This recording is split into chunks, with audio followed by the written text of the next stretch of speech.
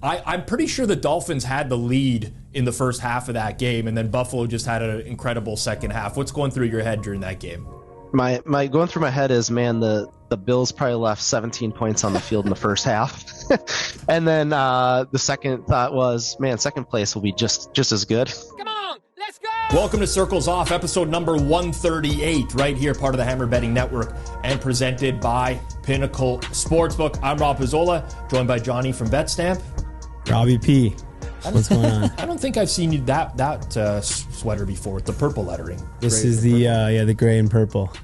It's a banger. Your limited edition. Also, this one's a banger right That is a banger. A lot of people received some Pinnacle swag in Ontario the other day. No thanks to the podcast. We've been getting a lot of hate mail. People want us to do some merch giveaways.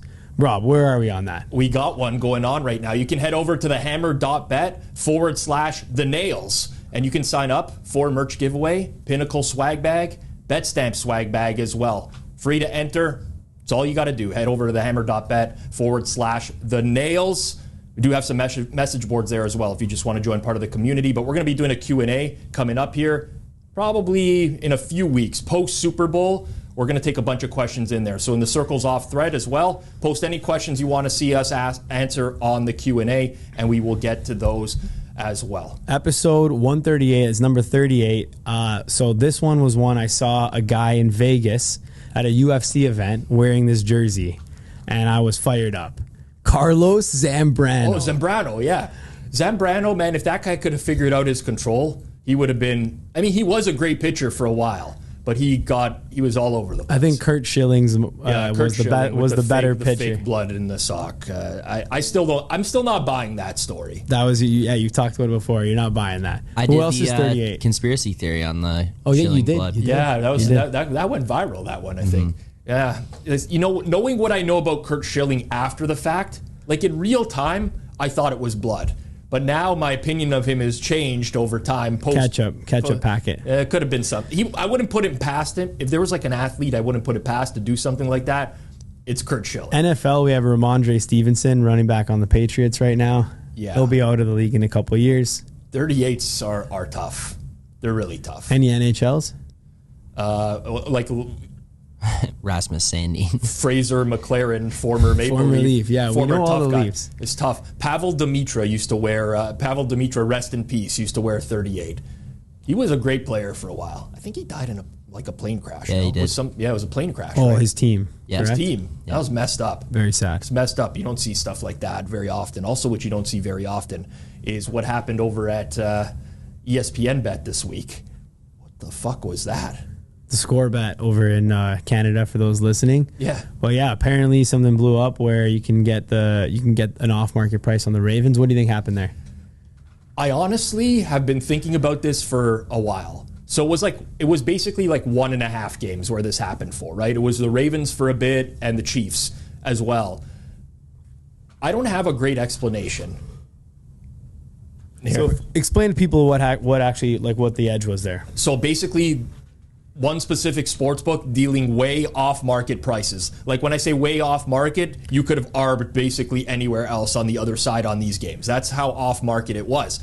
And you just don't see that. That doesn't happen in our industry. Nowadays, Pinnacle, market making books out there set a line, they move, everybody else goes and copies them. It's very unusual. You're going to see a major market NFL side up at a very different price. And I'm going to go back. We can erase that on the board, Zach, because I consulted for sportsbooks back in the day. And I'm going to tell you, when I consulted for a major offshore sportsbook, if they were going to do something like this and put out way off market prices to generate more first-time depositors or just get a bunch of traction to the sportsbook, they would have promoted the shit out of it. They would have spent an entire week promoting that they had that offer available to them. They didn't promote it at all. No, this wasn't there. Then you got to ask yourself, was it just a mistake where they didn't cap the boost? Bet boosts everywhere are limited, right? You go place a bet a boost somewhere, it's $50, $100 here and there. Maybe they didn't, they didn't cap it. Someone forgot to do that. But that doesn't explain how, my buddy Hitman could get a $15,000 bet Whereas I could get a $750 bet, and my other buddy who's already limited on his account could only get a $50 bet. Like, something's not adding up here. I think they just messed up. Not a promo. I honestly don't know if it was related to the Mattress Mac thing, but I think that they had real big exposure on sides where they had to do something to balance the action. This is my rational explanation for this. I don't know what else it could be. It'd be actually very interesting if at some point we could talk to Shipper again and get him back on the show just to do walk through this specific example. But the fact that they had no promo, in my opinion, pretty much rules out the fact that it was on purpose, as a promotion, because they didn't advertise it. I don't think it was a promo to get people to sign up and do it, whether they got people to sign up or not. The other thing is, if you're gonna lay off action, or sorry, not lay off action, I don't know what do you want to even call it, but if you're going to try to reduce liability for the sports book, I don't think you have to go that off market on the number.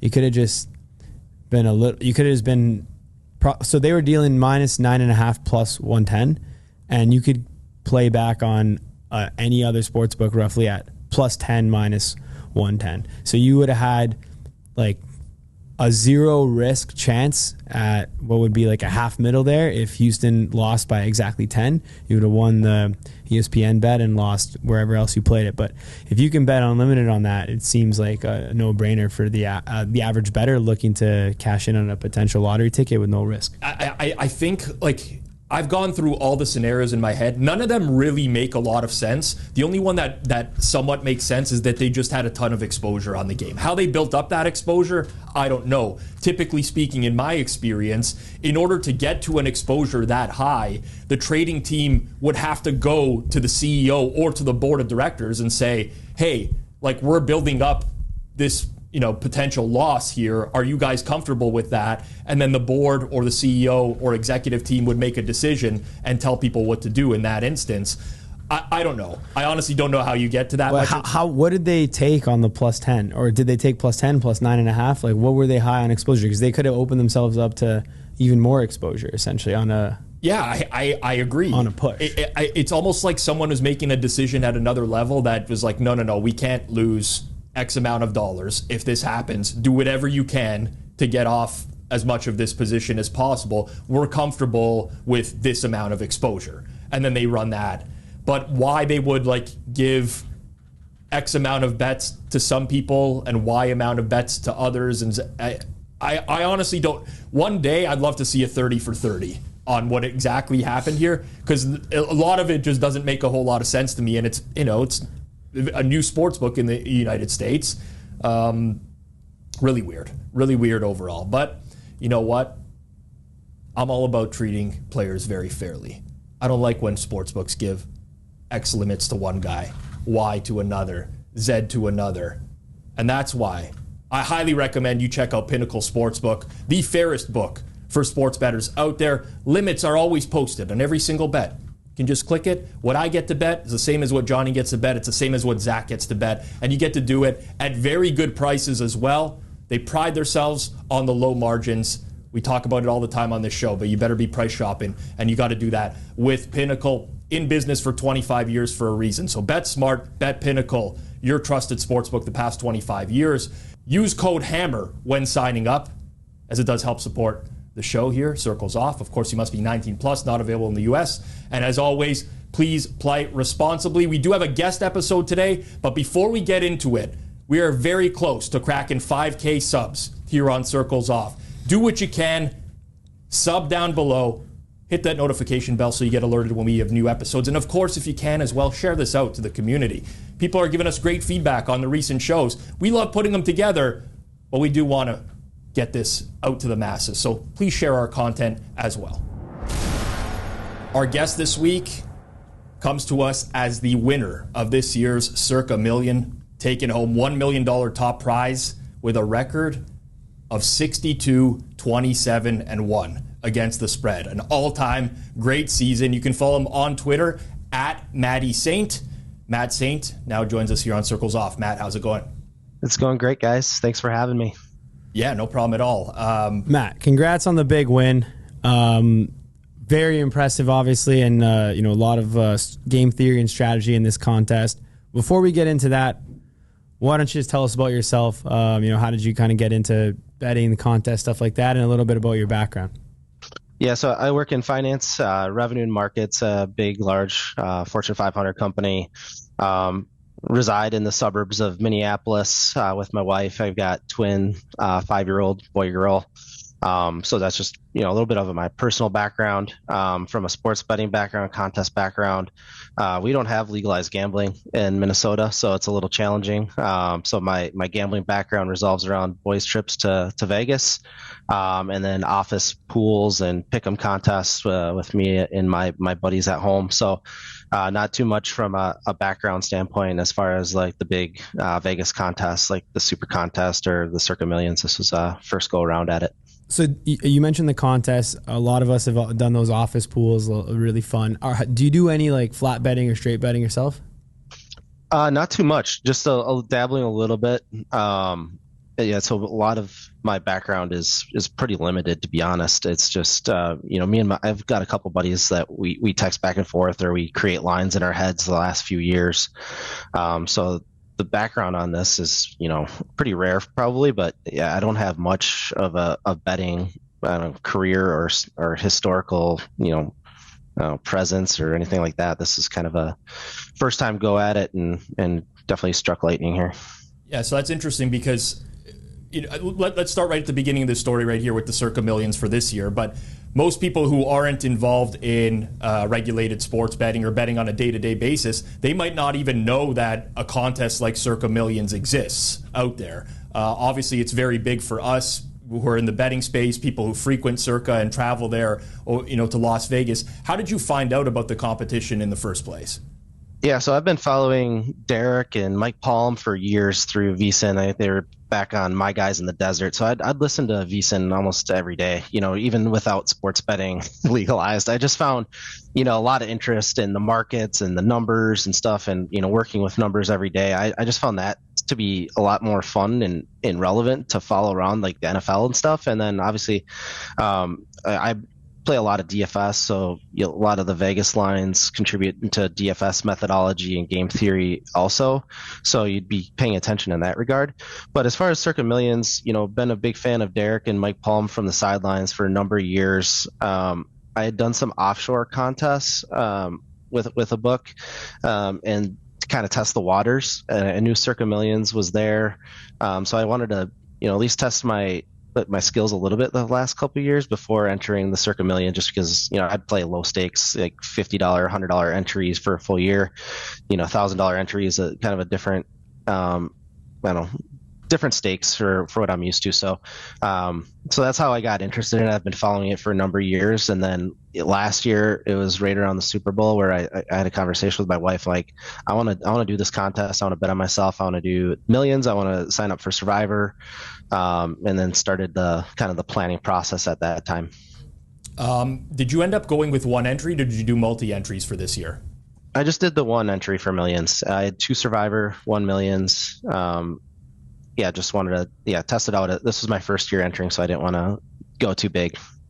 Well, you did go big, absolutely. So what was your strategy picking? Were you just like trying to originate the plays, or was it more like looking at the numbers and seeing what was contest strategy?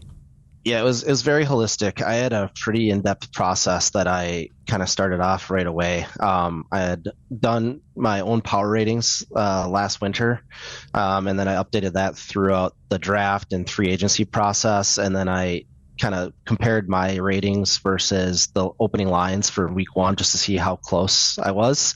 So that was kind of like step 1 in the process. And then I once you had 3 or 4 weeks of data throughout the season, I'd bring in more of the advanced metrics with DVOA and EPA as those meant more as the season went on.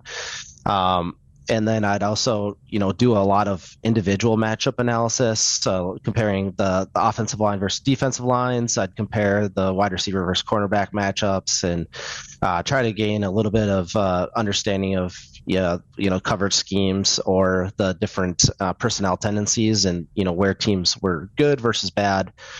So it was a very holistic process. I would do a full matchup analysis for each game, and then I'd also kind of come up with my own score in my head, compare it against power ratings, and then create a short card, and then ultimately a confidence factor that I had just in like gut, feel of, based on eye test, based on my numbers, how did everything sort through and kind of sort it out. And then obviously as the week would progress on Fridays and Saturdays, you could see how the lines and the markets would move versus what the contest lines, those are stagnant as of Thursday afternoons, see how those, change over the remaining 48 hours before picks were due.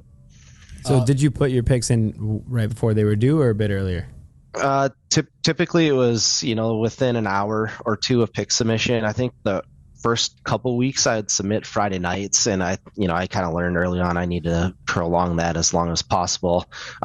So I coach my kids hockey on Saturday mornings. So sometimes that'd be a conflict where like I would just try to get that in so I wouldn't, miss my picks or get caught up in the locker room or anything like that. So, but I ultimately, as the week or as the year progressed, my process got a lot more refined, and I could, Friday nights were long nights in my office, just going through everything, and I'd usually go to bed with probably my 5 picks at that point with 2 alternates, and then I'd compare on Saturdays when I'd get home and just make sure that I still felt comfortable with what I had wrote down.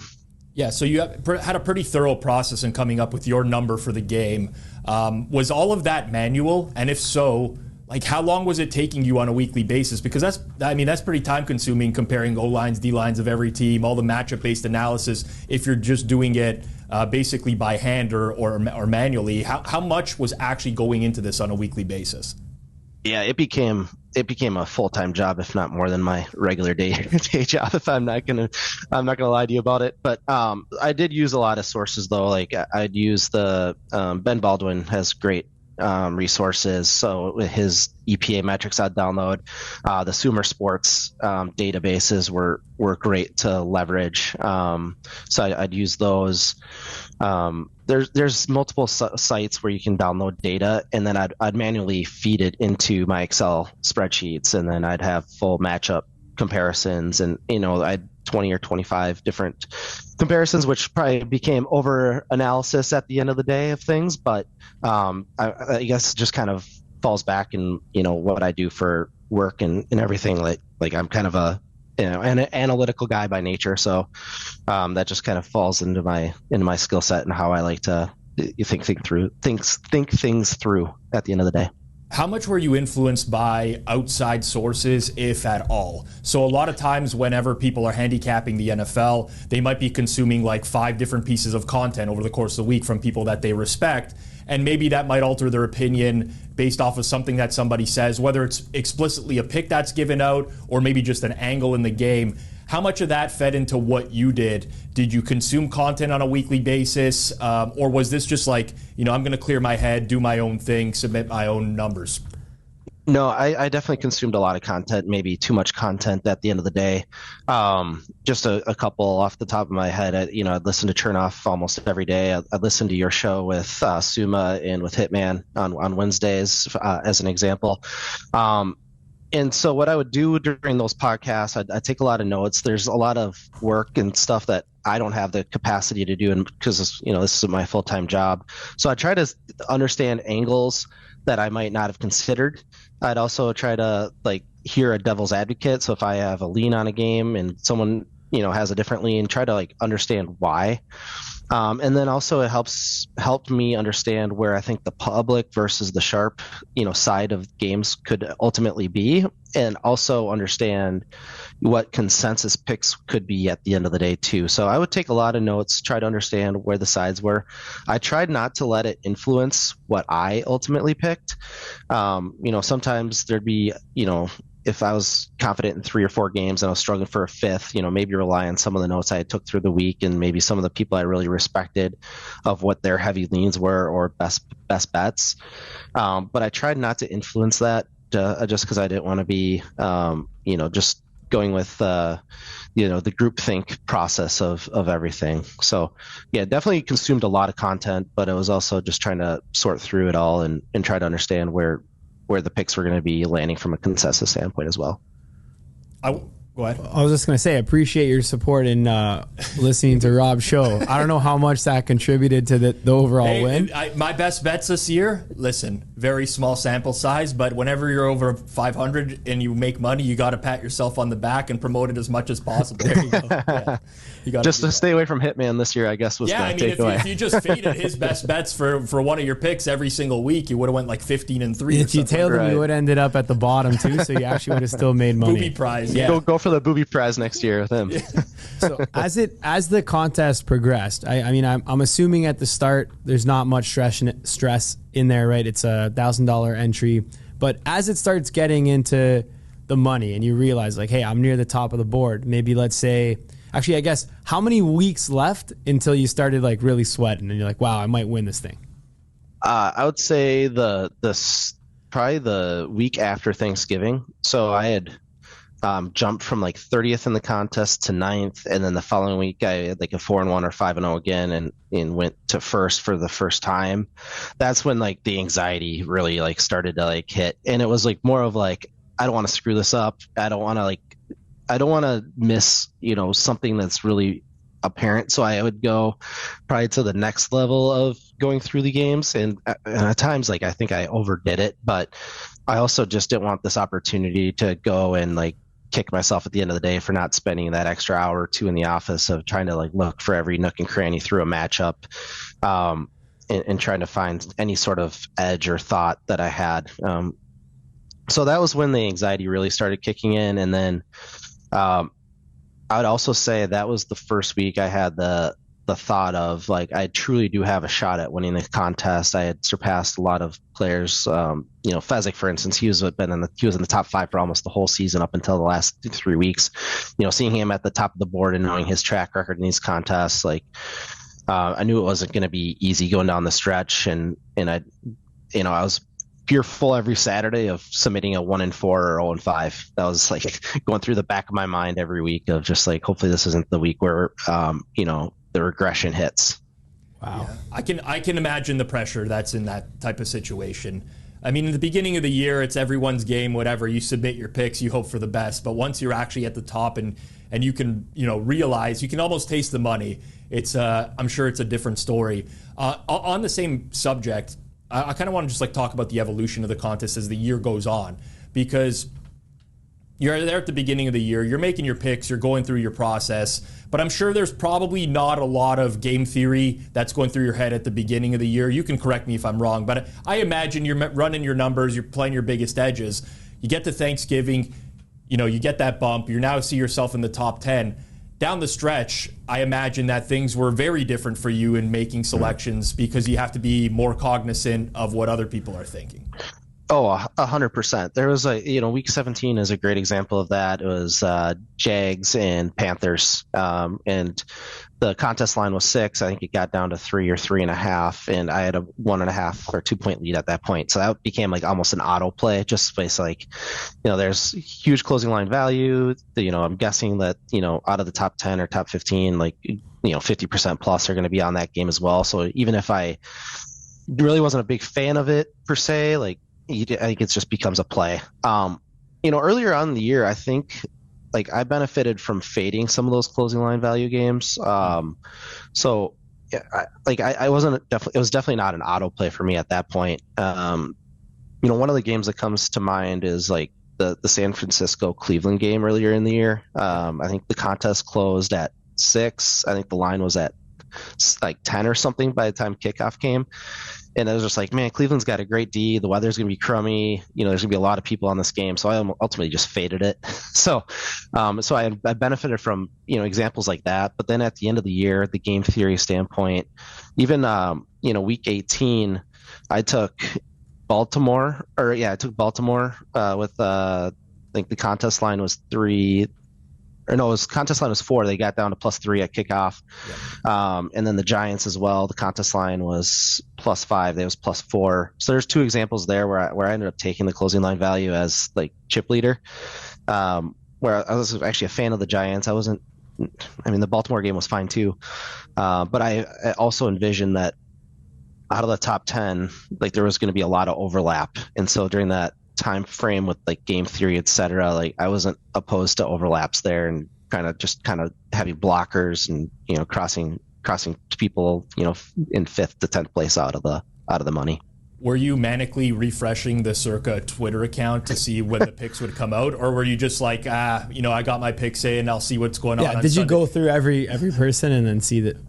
Not until the last probably 2 or 3 weeks did I start going through that. Like I had always watched the VSiN on Saturday nights. There'd be the contest show. So I'd watch that just to see where the top 5 was, where it was landing. And then week 18, I was actually in Vegas. I did a VSiN segment right when the picks were being announced. So I scrambled. I did the VSiN segment, went up to the hotel room. I got my computer open and was kind of scrambling to figure out where everybody was and figure out what kind of hedge plays I needed to lay in the book on Saturday night, Sunday morning. So I had a group of 3 buddies out there with me sweating the games. We had fun just trying to dial everything in on Saturday night and Sunday morning. So that was great. But yeah, for the last 2 or 3 weeks, I think the top 10, I'd kind of document what their picks were and sort through it. And then as I made my picks week 18, that was probably the most I tried to understand where the top 5 had been playing for the last 3 or 4 weeks, try to understand if they had any trends or things I could pick up on, if they were guys that played closing line value or if they were dog players or they like to play faves or home team, road team stuff. So I really dug in that week probably more than any other week, just because prior to that there's so much variance and volatility with making 5 picks with how many people are in contention. I thought it was kind of a fruitless exercise, to be honest. But week 17, week 18, it became a lot more real and exercisable, I'd say. Yeah, so week 18, you're at Circa, you're watching the games. I was going to ask you about hedging because we talked about the survivor pool, which was massive for this competition. It was like 9 million, and whether or not people were going to be hedging, working out deals. You're in first place going into the final week of the season, and you did decide to hedge on some of your plays there. I did on week 18. I didn't do anything prior to that, just because, like I said, there's so much variability and volatility with 5 picks against the spread with how tight the standings are every week. And you have one bad week and you're kind of you can fall from a 1 million to 30,000 really quick. But week 18, I had a really good understanding of kind of where my fall points were. So I was able to place a pretty reasonable bet. I had Falcons plus 3.5 week 18. So I was able to take the opposite with Saints and monetize that. And then, so that was one of the bigger plays of the week. And then going into the final game was the Miami and Buffalo game. And I knew I just needed Buffalo just to even push would have got me the championship there. So I did do a fairly sizable hedge on the Dolphins that night. But still definitely top heavy.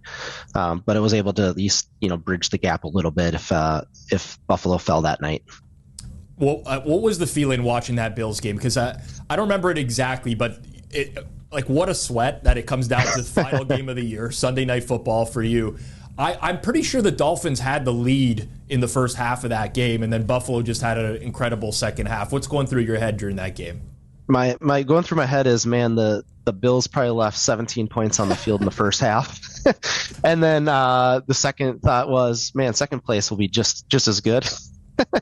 and then so I wasn't really too nervous throughout that whole game until Deontay Hardy had that 95-yard punt return, and that got me and my buddies fired up again, because we had kind of just been mellow, just absorbing everything going on that night. And then Buffalo I think they got the punt return to tie it up. I think they went 3 and out, and then they marched down and got a lead with 7 minutes to go. And that's when the nerves really started to hit me that I could win, because up until that point, you're kind of just all right, I got second locked in at worst. But then you can it's in your hands at that point, and you want it so bad that you're firing every sort of part of emotion in your body is going crazy. And then Josh Allen had a 4th and inches that, if he converts that, they just take, 2 or 3 knees and it's over. And he didn't get it. And so me and my buddies were standing up. We were standing up ready for that. And he didn't get it. I'm like, all right, guys, let's go sit down. And so they still got it on I think it was a pick there at the end, right? Yeah. So what's going through my head at that point was, man, all right, Dolphins are going to march down. Tua's going to hit Tyreek on a long play. They're going to go for 2 because they're banged up. They don't want overtime. They don't want to play overtime, and no matter what happens, that circumstance, Ryan, who was in second place, he's going to cover the game and take first place. So that was going through my brain. And then, the minute that, I can't remember, was it Rapp that made that interception? Yep. My wife FaceTimes me immediately, and we have a really, really awesome moment together. Like, nice. She's stunned and shocked. I'm stunned and shocked. Like, how is this even real? Like, this is real life right now.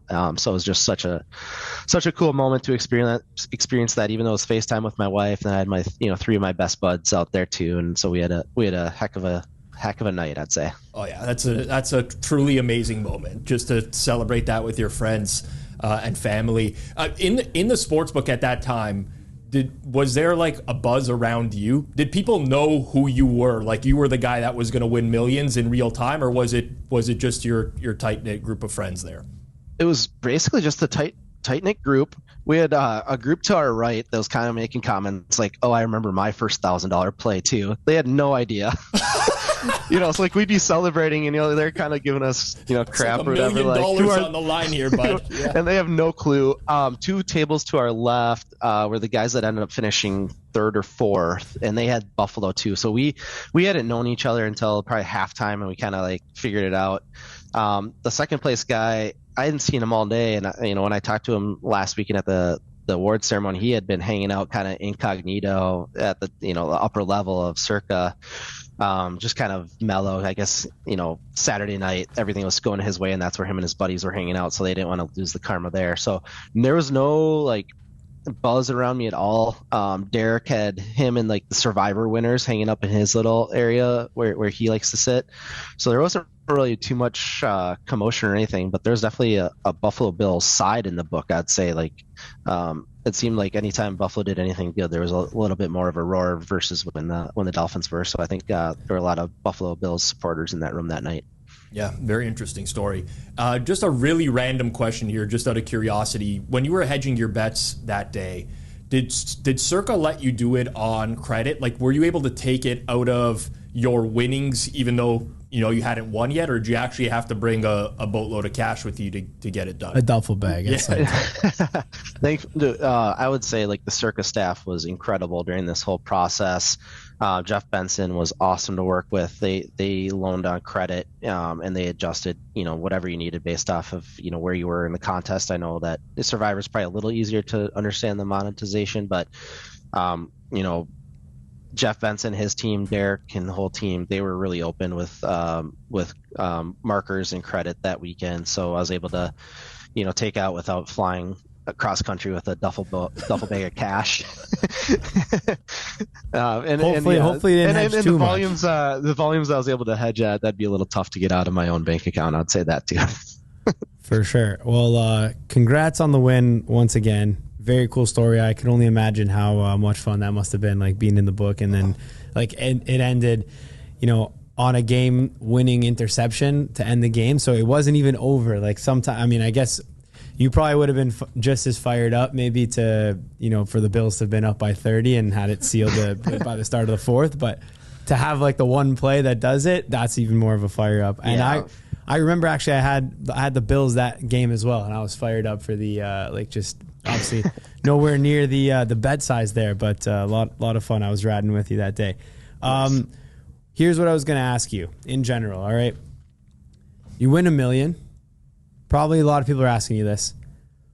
What are you going to do with that? Are you going to roll that into some sort of like betting bankroll now and like start to doing this more, or is it savings? Oh, it's savings and investment. You're talking to a finance guy here. So I'll be, Uncle Sam's going to take a good chunk of change in taxes. So you have to put a good amount to the side of that. And then load up our kids' 529 education funds, and then invest the difference probably for a while. My wife and I, we've had the talks in the last couple of years of getting like a lake place in Minnesota. So we'll have a cabin with a boat down the future here. But for now, we'll invest and let it grow a little bit. Put some aside for the taxes, make sure the kids are taken care of, and that's the only thing that's on our radar right now. So try to be prudent and responsible with it. So it's not, I guess you'd call it then, not necessarily life-changing money. Like nothing's really going to change, a couple investments. It's life-changing though. Like we're not going to change our lifestyle. We're going to be, we have kids in hockey and private Catholic school and stuff, so their tuition will be taken care of, their hockey is taken care of, and but we're going to be able to live a lot more simpler, and we're not going to have any sort of like financial burden or any, you know what I mean, like just like that freedom that comes with it. I think that's life changing to me. We're going to take the kids on a nice vacation and do a little more things that we otherwise may not be able to do, or things a little quicker in our trajectory than we thought. Maybe we'll get a cabin in 3 years versus 10 years. So I think I'd still call it life-changing money for sure. Fair enough. How's the hockey scene over there? You mentioned you're head coach there. Are you head coach? I'm head coach of our kids are in rookie mites, so these are 5 and 6 year olds. So it's a lot of just organized chaos on the ice, little pond hockey, all that sort of stuff. You kind of put a puck out and let them have at it. There's not too much structure, which is fun, but yeah, the hockey scene in Minnesota, if you're not familiar, hockey scene in Minnesota is top notch. It's we sell out the Xcel Energy Center for our state high school tournaments every year, and it's it's awesome. Oh, we know, and I know minor hockey's growing ever so fast in the U.S. and Minnesota is like either number one or at least top 3 at the minimum for USA right now. A lot of talent coming out of there, so that's why it's interesting. But you think you're going to coach throughout and keep going? I'll coach until maybe they're like 9 or 10, and then I'll let some volunteers take over. I don't want the politics or the stress or the parent stuff. I used to coach Bantam hockey about 10 years ago, and parents can kind of get in the way a little bit, and so I'll let someone else coach my kids. I'll enjoy the experience watching them, from the stands. I think once they get into like more advanced levels, better to be a parent getting in the way than a coach with parents trying to get in the way. It's tough. I mean, me and Johnny both grew up in hockey, and producer Zach as well. Every parent thinks that their kids should be getting the most ice time all the time. Makes for very, very challenging for the coaches out there. I've always they're the next Connor McDavid or Bedard or Gretzky. It's just like I was coaching at out of town hockey tournament, and you had a parent come up to me with a face off and breakout play on a napkin. After a few drinks, like come on, like stay out of my way. I'm just trying to have a couple drinks here. Yeah, I get it. This might sound like a weird question because you won the $1 million, but when you're looking back at the competition as a whole, is there anything that you would have changed or done differently in terms of your approach or picks? Like just revisiting it now that it's in the rearview mirror, anything that if you were going to do this again going forwards, which you probably will, what would you change? So I think I would probably reduce a little bit of like the numbers and maybe like the various metrics I'd look at. I'd try to simplify it a little bit more next year. I think I got a little overcome with data points a little bit where, they conflict each other at the end of the day. And these lines are so efficient anyway that, they kind of just clouds your brain and judgment.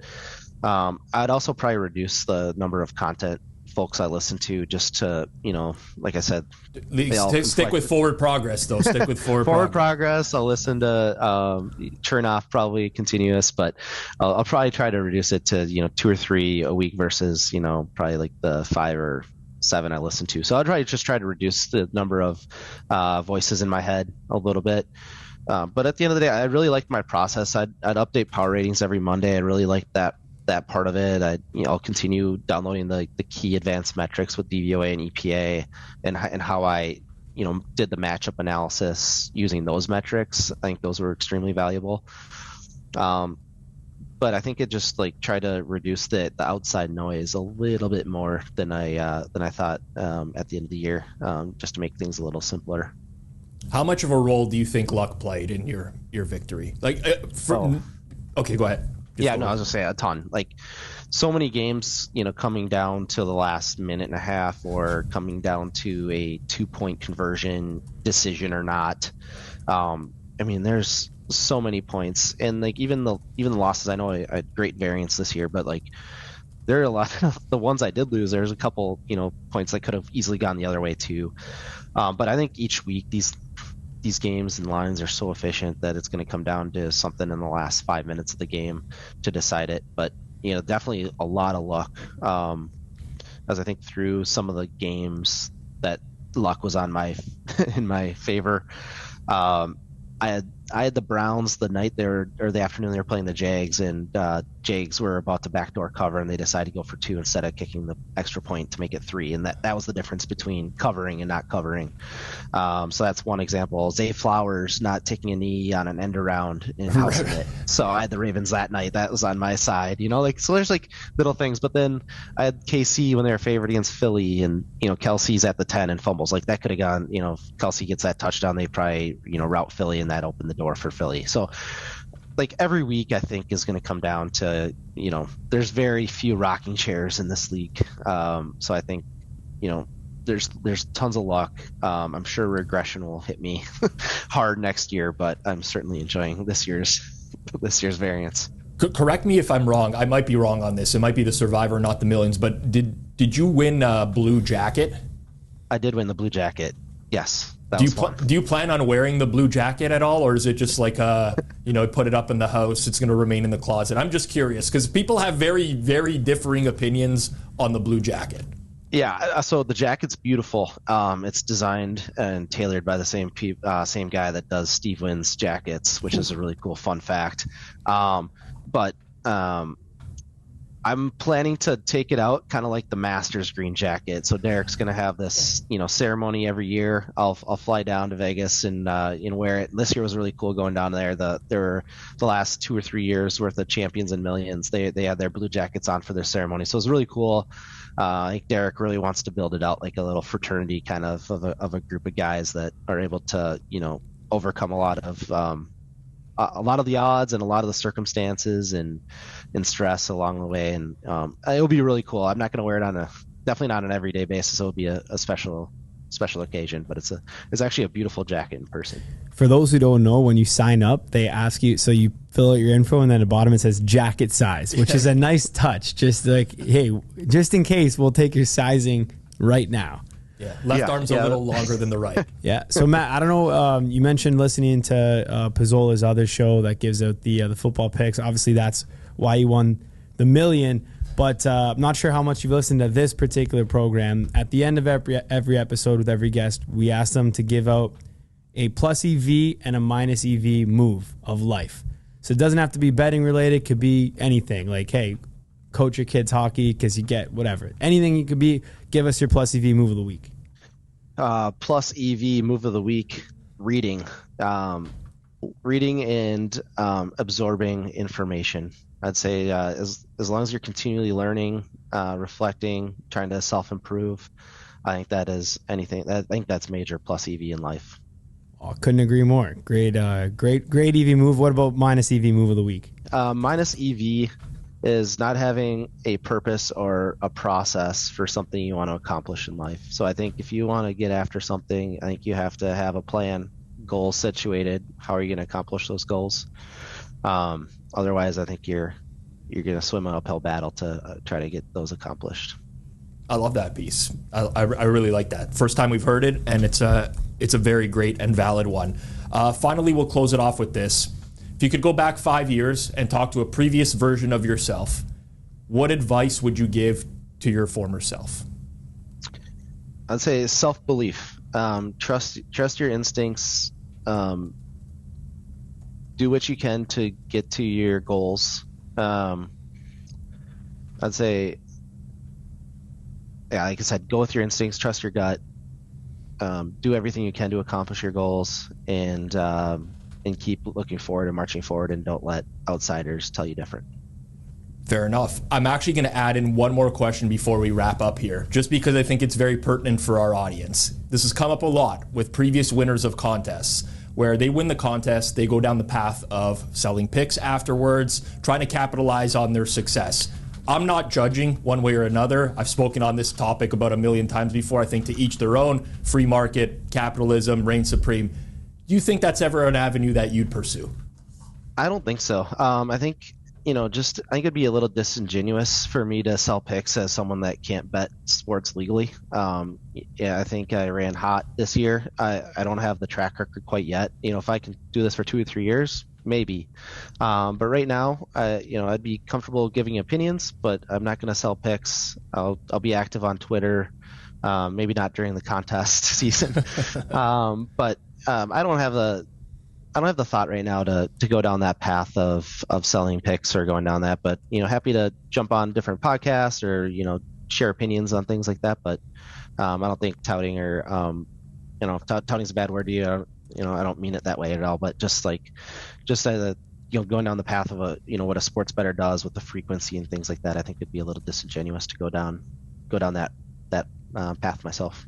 Well, really appreciate you sharing your story, Matt. I could tell. I mean, it was like a roller coaster for you this year. I'm very happy that you won. You seem like a great guy. $1 million top prize again. 62, 27, and 1 against the spread. Those are the years that dreams are made of right there. You can follow him on Twitter at Matty Saint or X, whatever we want to say nowadays. Matt, all the best. It's not coming back, buddy. It's Twitter not ain't coming back. Appreciate you joining us. For everyone out there, if you enjoyed this interview, smash that like button down below. Make sure you're subbed here on Circles Off. We'll be back next week with another interview. Thanks for listening. Stay tuned next week for another edition of Circles Off.